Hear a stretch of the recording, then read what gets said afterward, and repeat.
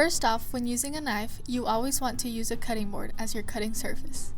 It is important to put a slip mat or damp towel under the cutting board so the cutting board does not move when you are using it. You also want to make sure you are working on a clean surface area with plenty of room to move around. One of the most common tools used in the kitchen is the knife. This picture demonstrates the basic parts of the knife. Here are 3 main knives we will be discussing today. The first is a paring knife. It is a small knife used for exact cuts or peeling small fruits and vegetables. The next knife is a serrated knife. This knife has a tooth-like edge that's used when cutting foods that are hard on the outside but soft on the inside. It's used to cut things like crusty bread or squishy tomatoes. And lastly, we have a chef's knife, which is a multi-purpose knife that is used for many tasks. It is used to make cuts like a slice, cube, julienne, and chiffonade. This is the knife we will be using today. There are 2 methods to hold a knife. First shown is the blade grip.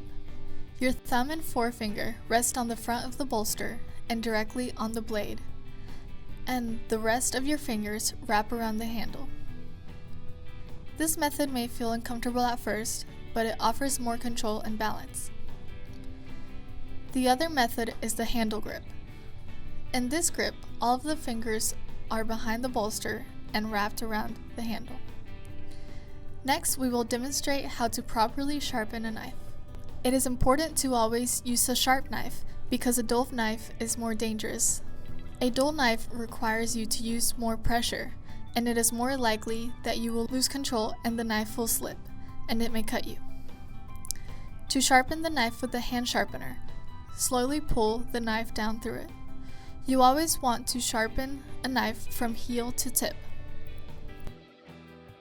After you sharpen the knife, you will hone it with the honing steel. The steel does not sharpen the knife. It is used after the knife is sharpened to align the edge of the knife and to remove any metal shards. When you are cutting an ingredient for your recipe, it is important to have enough working space around you. Never talk with a knife.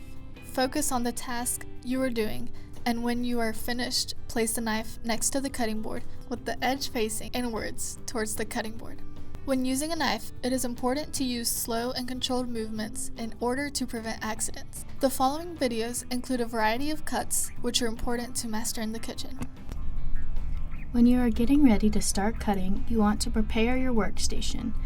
Remember to place a slip mat or damp towel under the cutting board. Next, have something to collect your cutting scrapes so the cutting board does not get messy or crowded. Here we will use a metal pie tin, but any container will work.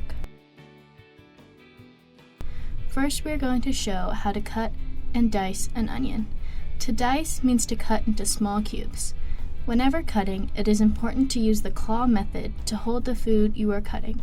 Curl your fingers inward towards your palm so your fingertips aren't out in the open, similarly to how you would knock on a door.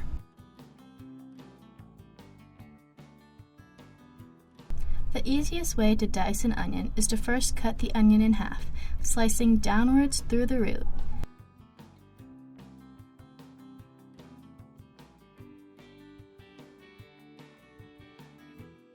Then you should peel the onion.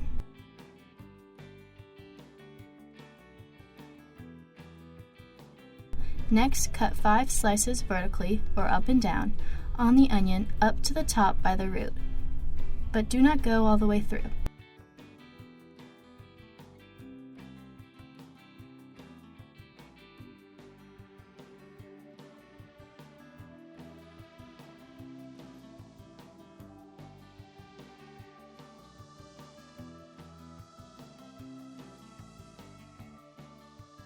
When the onion is still laying flat, cut slices horizontally or side to side, cutting towards the root but leaving it all attached.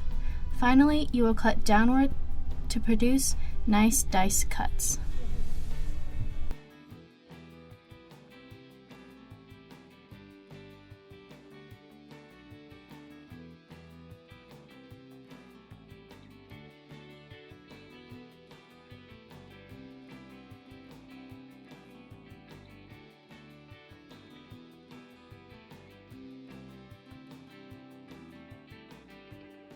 With the potato, we will show how to cut a bâtonnet and julienne. First, make sure you wash the potato before you start to use it. Hold the peeler with the hand you are most comfortable with, and hold the potato in the other hand. Peel the potato, then cut it in half.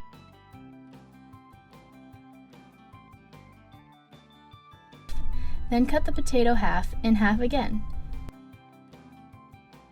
Cut a thin slice of potato.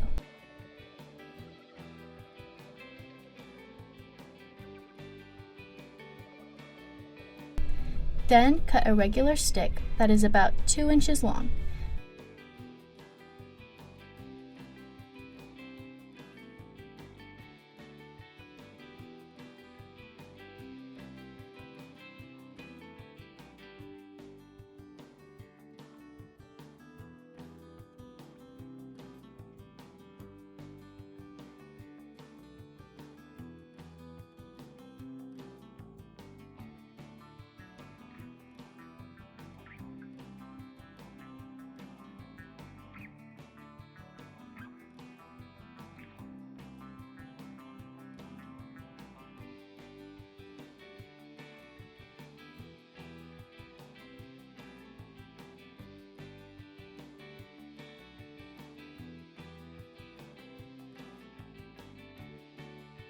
To make a julienne, cut a bâtonnet in half lengthwise and in half again, and then you have a julienne.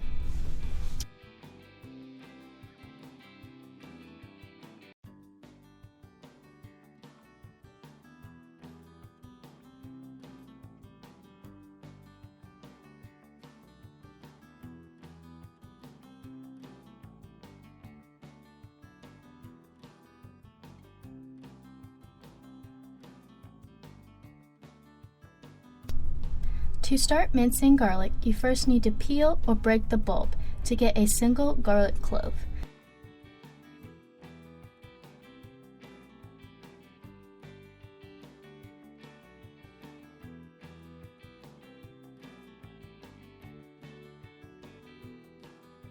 After the garlic clove is peeled, then you can start cutting it over and over again until you get very small pieces. Mincing garlic will take a lot of chopping until you get the very small pieces.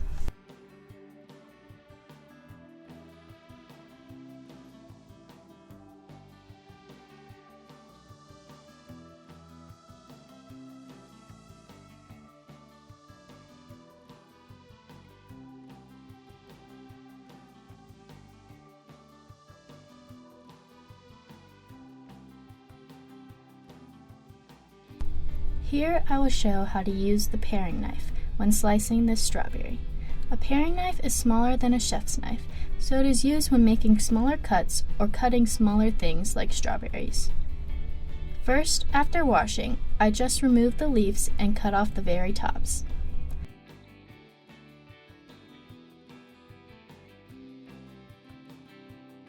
Then I just cut thin slices using the paring knife.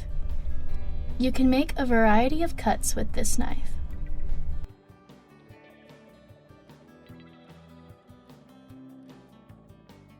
Here I am just dicing the strawberry by cutting it into strips, then cutting those strips into cubes.